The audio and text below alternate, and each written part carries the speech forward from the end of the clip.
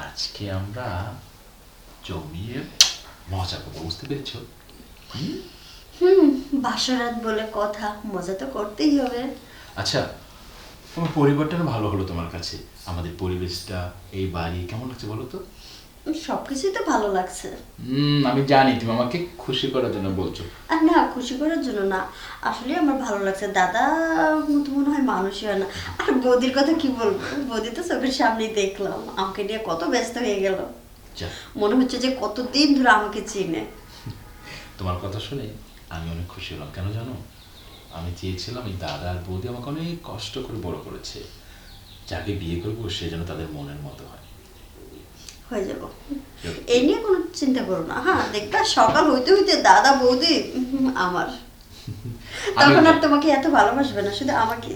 আমার সেই বিশ্বাস আছে, যাকে ভালোবেসেছি ভালো জেনেই তো ভালোবাসলাম, তাই না? সেই জন্যই তোমাকে বিয়ে করে 7 পাক করে সোজা দাদারা বৌদির কাছে চলে আসছি।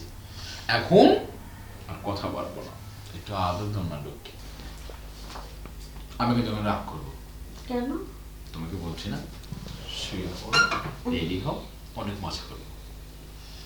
হ্যাঁ, আজকে রাতটাই তো মজার রাত না, এই রাত তো একবারই জীবনে আসছে। বাড়ি আসে? হ্যাঁ, আর এই রাতটার অপেক্ষায় তো সবাই থাকে না। আমি কি শুধু এই রাতের অপেক্ষা ছিলাম?